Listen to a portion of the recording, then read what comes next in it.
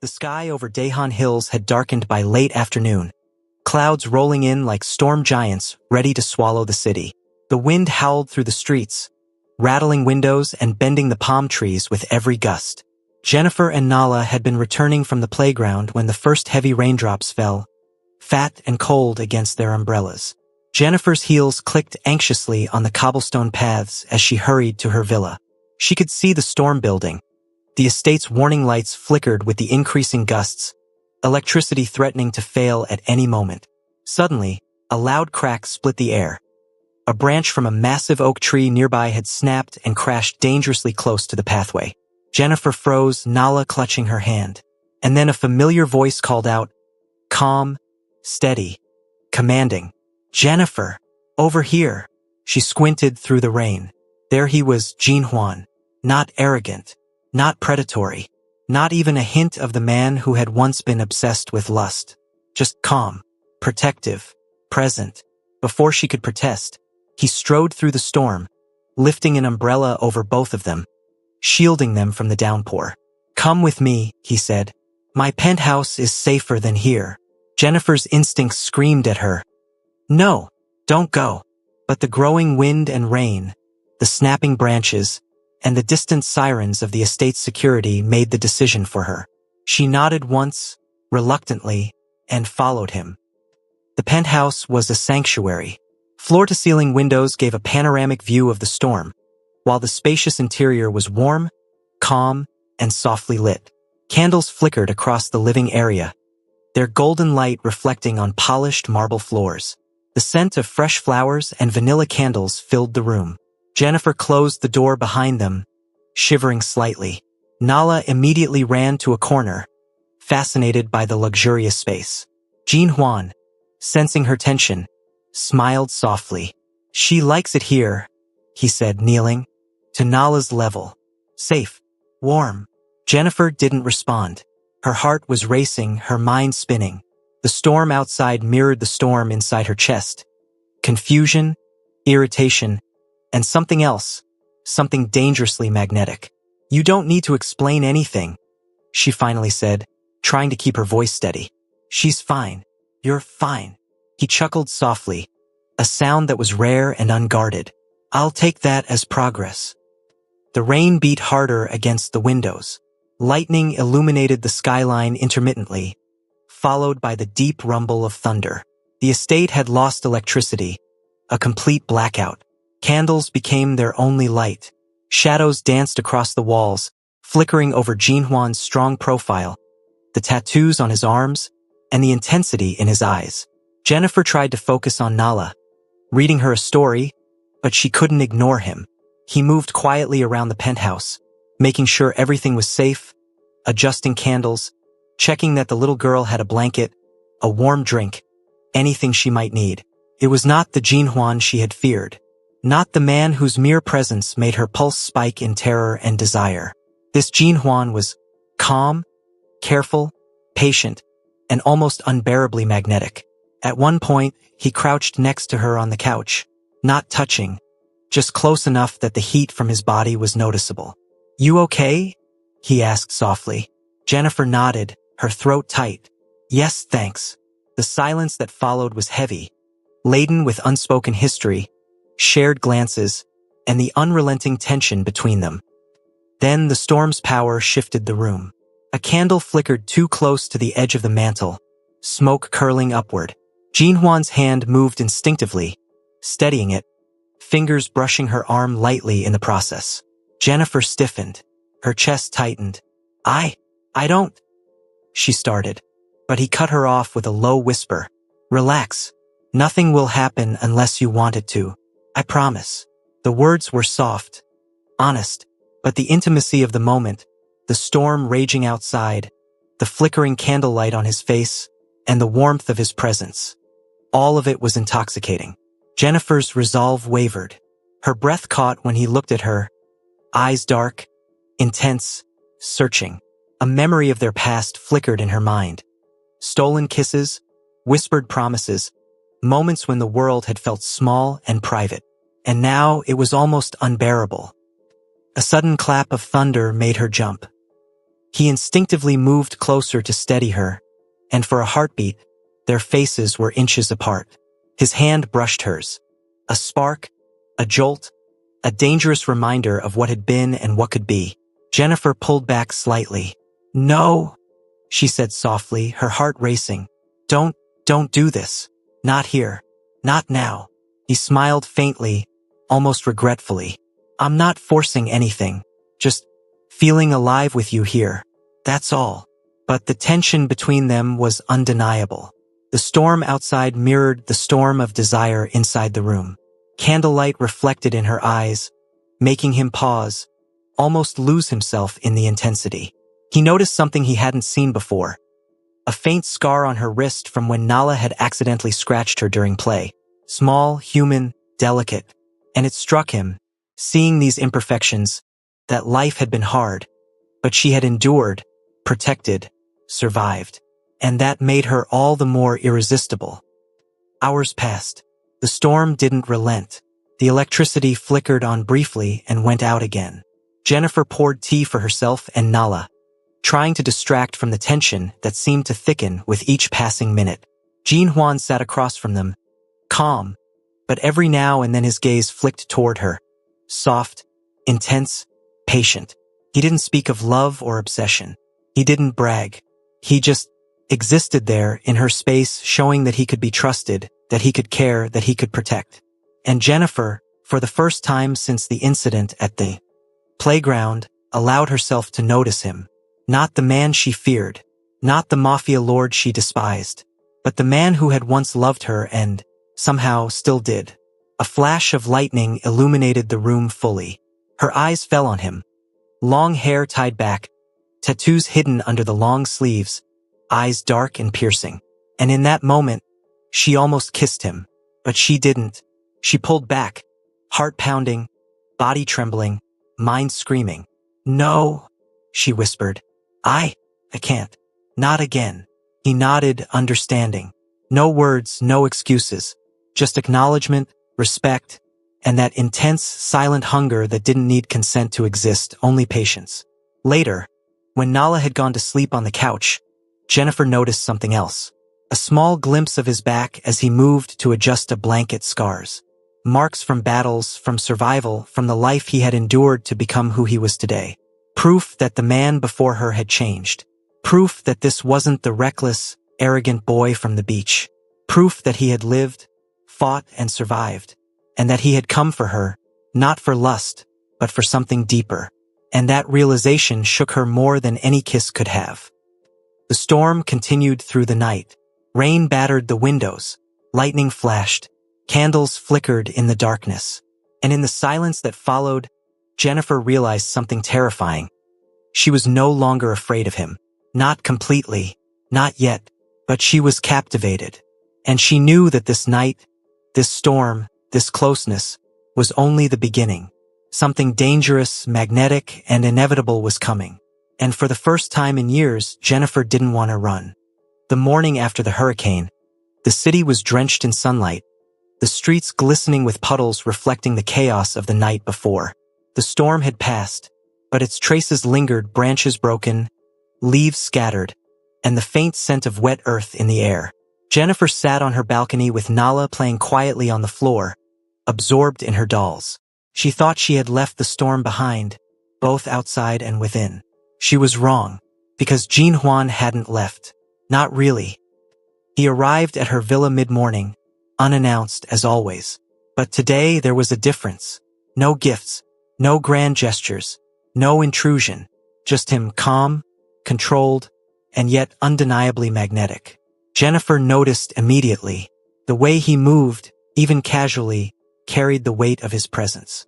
The kind of presence that made a room feel smaller, hotter, electric.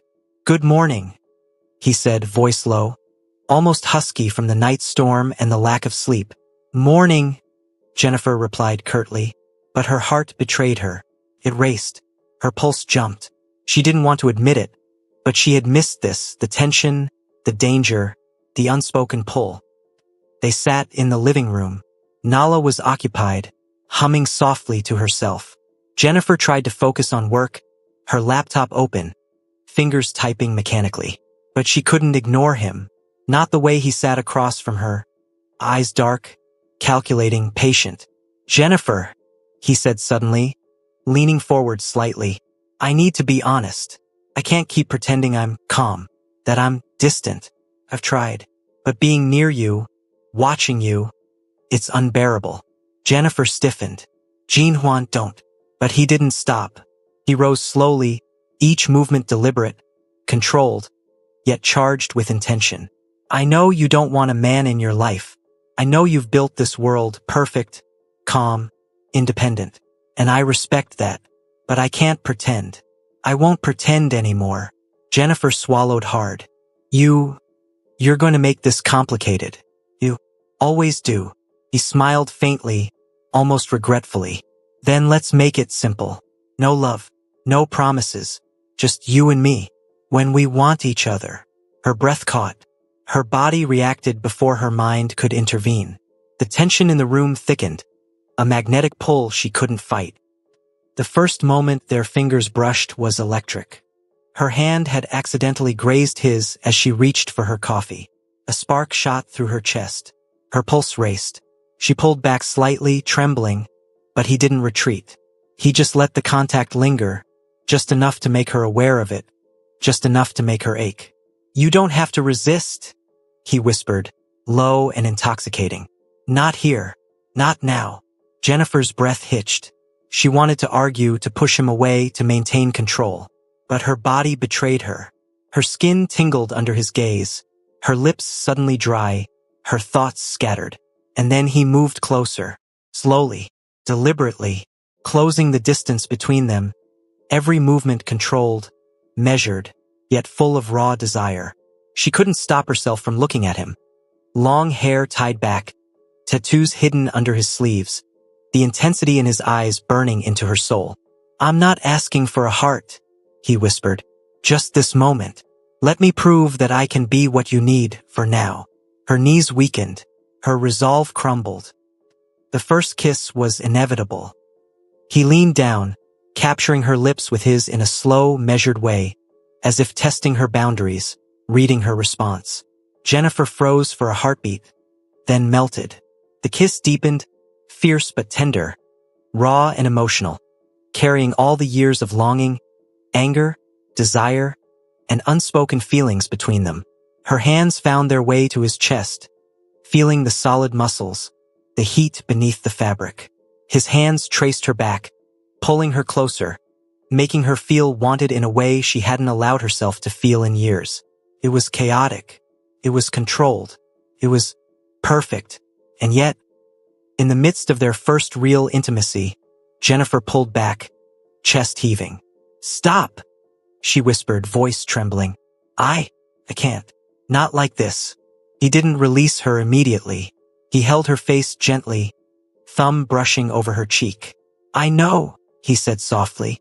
"I just needed to show you that I can be gentle, that I can respect you, that I haven't changed my heart, only the way I handle it." Her body still hummed with the aftermath of the kiss. Her mind was spinning. She was scared. She was excited. She was terrified of letting him in, of letting desire take over. I'm not looking for love," she whispered. "Not again. Not with anyone." He nodded. "Then this is fine. Just this. No promises. No commitments. Only fire when we want it. Nothing more." Her pulse raced again. You make it sound easy." "It's not easy," he admitted. "It's unbearable. I've wanted you for so long, Jennifer. And now, I have a choice. Let it consume me, or let it consume us. That's why I'm asking for this simple, controlled, only when we both want it." Jennifer's resolve wavered. She hated how much her body wanted him, hated how much her heart remembered, hated how safe, protective, and gentle he had become, yet still magnetic, dangerous, intoxicating. And she knew, deep down, that tonight would change something, forever. The chemistry between them exploded in the coming days. Their encounters were passionate, raw, and emotional. No one knew. Nala never saw, never suspected. Jennifer reminded him every time. Boundaries. She didn't want love. She didn't want promises. She didn't want disruption in her life. And Jean Huan, for all his obsession, respected it for now. But inside, fear gripped him. Fear of losing her again. Fear that this fire, this connection, this intensity could slip away if he wasn't careful. Every touch, every whispered word, every stolen moment carried years of longing, regret, and desire. And for Jennifer, it was intoxicating. She didn't want to admit it. She didn't want to fall. But she couldn't ignore the thrill, the heat, the undeniable chemistry that had always existed, that now burned brighter, stronger, more consuming than ever. Daehan Hills was buzzing with whispers. Rumors always spread faster than wildfire. But this time, the storm was different. Jennifer, beautiful, confident, wealthy, independent, had caught the eye of Jean Huan, the feared Korean mafia lord. A black woman, successful, strong-willed, dating one of the most powerful men in the country. To many, it was scandalous. To others, unthinkable. The first wave hit online. Social media exploded with comments, memes, and cruel opinions. Headlines spun lies. Black woman in luxury estate linked to mafia lord. Is she safe? Mafia's girlfriend or trophy wife? The truth behind Jennifer's life. Daehan Hill's shock. Chable lord seen with foreign woman and child. Jennifer didn't check her phone. She didn't read the messages. She refused to let it seep into her world. But Nala noticed her mother's tension, the flicker of irritation whenever someone called or texted. Jean Huan, of course, noticed too. He had expected Jennifer to be immune to gossip, but this wasn't just gossip. It was venom aimed at her, at Nala, at everything she had built, and it infuriated him. By mid-morning, he appeared at her villa, calm, composed, but with an edge that made the estate's security tense. Jennifer saw him before she even opened the door. Jean Huan, she said sharply, trying to keep her composure. You're not helping. I'm here because I need to protect you, he said simply. His eyes darkened with a dangerous intensity. Do you know what people are saying? What they're writing about you? About Nala? Jennifer folded her arms. I don't care. Let them talk. He stepped closer, voice dropping low, dangerous yet controlled. You think it's that simple? They're not just talking. They're threatening. They want to destabilize your life, Jennifer. And I won't let them. Her heart skipped.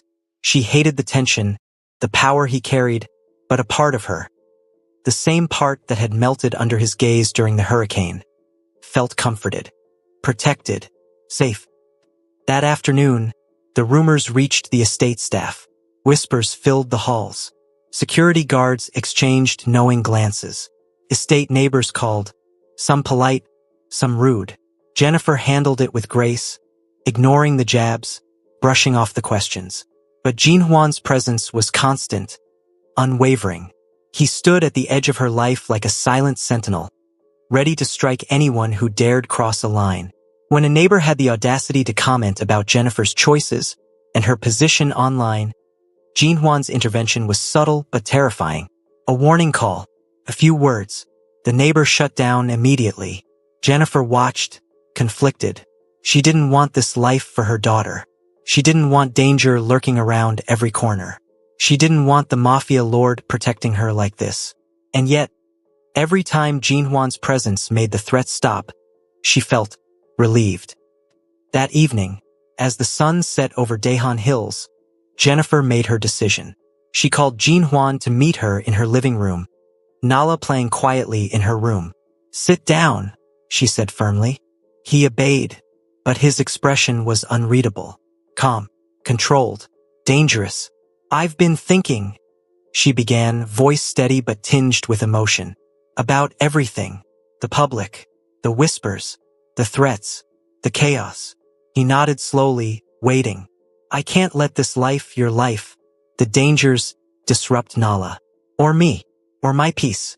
I've worked too hard to create a life where I control my world. And being with you, romantic, intimate, whatever it is, it's too risky. His expression faltered for the first time, ever so slightly. Pain flashed in his dark eyes. But he didn't interrupt. He waited. So, I'm ending it, she continued. The romantic part. The emotional part. We can't. It's too dangerous. For me. For Nala. He exhaled slowly, leaning back. The tension in his body was still there, but he controlled it. Slowly he nodded. Understood, he said quietly. I can't. Won't argue with that. I respect your decision. But his voice dropped lower, softer, vulnerable. I won't stop wanting you. Jennifer's chest tightened. She hated the fire he carried in those words, hated the magnetism, hated that she had felt it all along. I know, she whispered, but that's not enough. Not for me. Not for Nala. He reached out, gently taking her hand. The touch was calm, patient, protective. Then we make different rules, he said softly. Boundaries. No complications. No threats to your life. No chaos. Just a fire when we choose. That's it. Jennifer's heart raced. She felt the pull, the temptation, the heat, but she also felt the clarity. Her daughter, her independence, her peace, that was non-negotiable. Fine, she said firmly, voice steady. We keep it simple. Fire when we want it. Nothing else. Nothing more. He smiled faintly, a mix of relief and desire. I can do that, he whispered. Over the next few days, the estate murmurs continued. Online comments, whispers among neighbors, sly looks from strangers. But Jennifer, firm and resolute, kept her peace. She didn't respond. She didn't retaliate. She focused on Nala, her work, and her life. Jean Juan, meanwhile, ensured that the threats never reached her again. Security tightened. Rumors were quashed. Anyone foolish enough to interfere learned quickly that messing with Jennifer meant dealing with him. Yet, every night when the villa was quiet, when Nala slept, Jennifer felt his presence. A text, a message, a knock at the door. And in those moments, the fire between them reignited, brief and intense, but controlled. The night air in the estate was cool, crisp, and electric. The city glittered far below, but inside Jennifer's villa, a different storm raged. One neither rain nor wind could match. Jean Juan was there, as he always was these days. Calm, controlled, dangerous, yet undeniably magnetic. He didn't enter with ego or demands or threats. Not tonight. He simply stood near the doorway, observing her with those dark eyes that seemed to see everything. Her strength, her independence, her walls, and the fire she tried so hard to hide. Jennifer noticed him immediately. She was tired from the day, from the whispers, the rumors, the subtle pressure from society, and yet her chest tightened at the sight of him. Welcome, she said firmly, voice steady. Nala was asleep in the next room, and for once, Jennifer allowed herself to focus entirely on the man in front of her. He obeyed, taking a seat across from her, posture relaxed, yet every movement deliberate, charged with tension. I've been thinking, Jennifer began, fingers nervously fidgeting with the hem of her shirt, about us, about everything we agreed on, about the fire we have. He nodded slowly, waiting, patient. That was one of the things that made him so dangerous and yet so intoxicating. I don't think if we should really continue. I've worked too hard to build my life, she said, eyes fixed on the floor. I need stability. I need control. And you're a storm I can't contain. He let her words hang in the air. His jaw tightened, but his expression softened. I know, he said quietly, and I won't interfere, not unless you allow it. But he leaned forward, voice dropping to a low, velvety whisper. I can't stop wanting you, and I won't stop protecting what matters to you. Jennifer's pulse raced. She hated how much she wanted him, how much heat his presence created. She hated how easy it was for him to disarm her, even when she had built walls around her. Her heart. I know, she whispered, but that's not enough. Not for Nala. Not for me. Not for my peace. He reached across, brushing her hand lightly. The touch was gentle, tender, protective. Then we can be meeting once in a while. Her breath hitched. The temptation, the pull, was almost unbearable. But she nodded, firm, resolute. Fine, she said. No complications. No drama. Just fun. He smiled faintly, a dangerous mix of desire and relief. I can live with that, he whispered. The night deepened. The villa was quiet except for the subtle hum of the city below. Jean Huan moved closer, careful, patient, respecting the boundaries she had set. Their first touch that night was electric. A brush of fingers, a lean of a shoulder, the faint pressure of his body near hers. No words, just tension, anticipation, and fire simmering beneath the surface. You're still dangerous, Jennifer whispered, voice low, almost breathless. And you're untouchable, he replied, eyes darkening. That's what makes it exciting. She tried to resist, but her body betrayed her. She leaned in, letting herself feel, just for a moment. Their lips met, slow, deliberate, and consuming. It wasn't reckless. It wasn't messy. It was controlled chaos. Passion restrained by respect. Desire tethered by boundaries. Hands traced, hearts raced, breaths mingled. The fire between them erupted in stolen touches, whispered words, and longing glances. Each moment was intense, yet carefully navigated. Jennifer reminded him softly, firmly, of the rules. Nala, peace, boundaries. He nodded, lips brushing hers. Always, he whispered. I won't break that. Hours passed. The candlelight flickered across the room, casting shadows on their entwined bodies. Fire blazed between them, passionate and raw, but never threatening the life she had built. She let herself enjoy it. Just the fire, just the heat, just him. No promises, no obligations, just controlled mutual desire. And in those hours, Jennifer felt something she hadn't allowed herself to feel in years. Alive, free, desired, powerful. Jean Huan, for all his fear of losing her, respected every boundary, every hesitation, every rule she set. And that made her crave him even more. Every touch was consensual. Every kiss was intentional. Every whisper carried years of longing and tension. By dawn, they were both exhausted, bodies and hearts racing. They sat together, silent, catching their breath, watching the first light creep across Daehan Hills. Jean Huan looked at her, dark eyes softening, voice low, reverent. I know this isn't forever, but for this, for us, I'm yours, only yours, when you want it. Jennifer smiled faintly, a mix of exhaustion, desire, and satisfaction. I don't need a husband, Jean Huan. Just someone who knows how to touch me right and leave before sunrise. He chuckled softly, leaning down to press a tender kiss to her temple. I can do that, he whispered, and in that moment it was perfect, imperfectly perfect. No lovers, only fire, only desire, only respect, only boundaries. Jennifer had her peace, her independence, her daughter. Jean Huan had the woman he had never stopped wanting.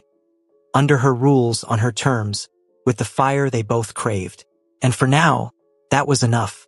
Hello besties, in this sweet story we learned that love can be intense and tempting, but independence and boundaries are key. Besties, protecting what you cherish are more important than giving in to pressure or past attachments. Thank you so much for watching. Can you like, subscribe and share?